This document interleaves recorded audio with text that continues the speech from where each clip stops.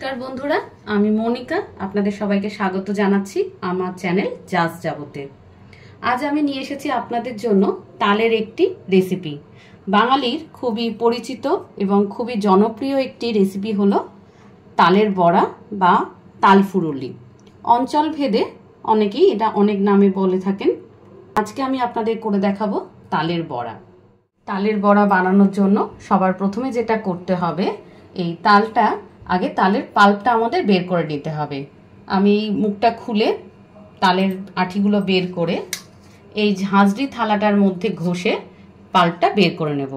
তাহলে প্রথমে আমি আগে পাল্পটা বের করি, তারপর আবার ফিরে আসছি।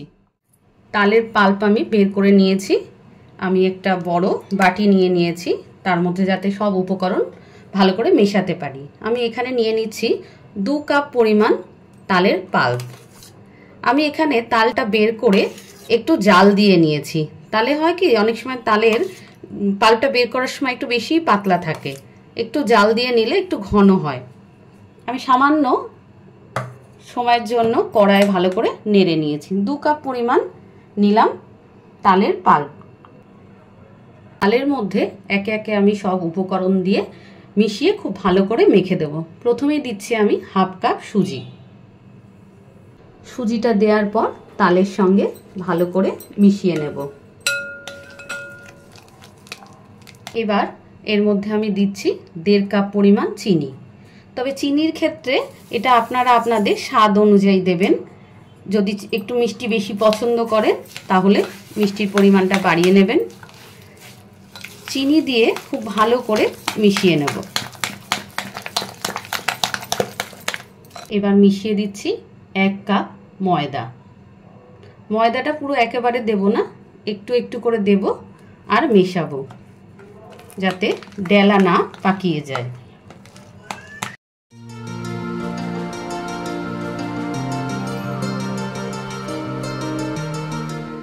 এর মধ্যে আমি মিশিয়ে দিচ্ছি 1/2 কাপ পরিমাণ চালের গুঁড়ো। চালের গুঁড়ো দিয়ে খুব ভালো করে মিশিয়ে নেব।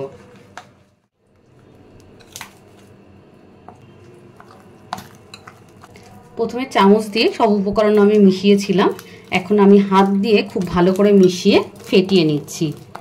আমাদের এই উপকরণগুলো মিশিয়ে যত ভালো ফেটানো হবে তালের বড়াটা তত তুলতুলে নরম হবে আর ফুলবে। চিনি মেশানোর পর খুব ভালো করে মিশিয়ে সব কিছু আমি 30 মিনিট ঢাকা দিয়ে রেখে দেব। তার আগে আমি এর মধ্যে মিশিয়ে দেব 1 কাপ পরিমাণ নারকেল কোড়া। নারকেল কোড়া দিয়ে খুব ভালো করে মিশিয়ে নেব। নারকেল কোড়া দিলে টেস্টটা খুব ভালো হয়। এটা অপশনাল, যদি কেউ নারকেল পছন্দ না করেন তাহলে সে এটা বাদও দিতে পারেন। খুব ভালো করে মিশিয়ে নিয়েছি। এবার আমি ঢাকা দিয়ে 30 মিনিট রেখে দেব। 30 মিনিট পর আমি ঢাকনাটি খুলছি, আরও একবার খুব ভালো করে ফেটিয়ে নেব। এই 30 মিনিট রেখে দেওয়ার ফলে চিনিগুলো সব ভালো করে এর সঙ্গে গুলে মিশে গেছে। আরও কিছুক্ষণ ফেটিয়ে নিয়ে তারপর আমরা ডুবো তেলে এগুলোকে ভেজে নেব। আমি কড়ার মধ্যে পর্যাপ্ত পরিমাণ তেল নিয়ে নিয়েছি, কারণ এটা ডুবো তেলে ভাজবো। তেল গরম হয়ে গেছে, আমি এক এক করে তেলের মধ্যে বড়াগুলো ছেড়ে দেব।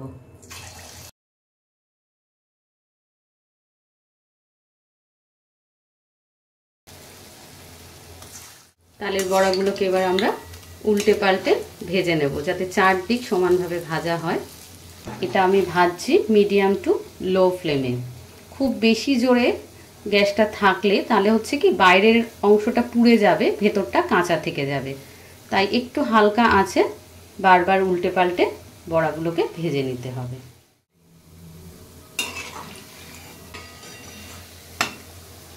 তালের বড়াগুলোকে উল্টে পাল্টে ভালো করে লাল লাল করে ভেজে নিয়েছি। এবার তুলে নিচ্ছি। আমার আজকের রেসিপি তালের বড়া তৈরি হয়ে গেছে। রেসিপিটি ভালো লাগলে অবশ্যই কমেন্ট করে জানাবেন, লাইক করবেন। অবশ্যই বাড়িতে এই পদ্ধতিতে একবার তালের বড়া বানিয়ে দেখবেন। দেখুন বেশ মচমচে হয়েছে ওপরটা, আর ভেতরটা তুলতুলে নরম। নিত্য নতুন রান্নার আপডেট পেতে অবশ্যই আমার চ্যানেল জাস্ট যাব সাবস্ক্রাইব করবেন আর পাশে থাকা বেল আইকনটা প্রেস করবেন, তাহলে আমি নতুন রেসিপি দিলেই খুব তাড়াতাড়ি আপনাদের কাছে পৌঁছে যাবে।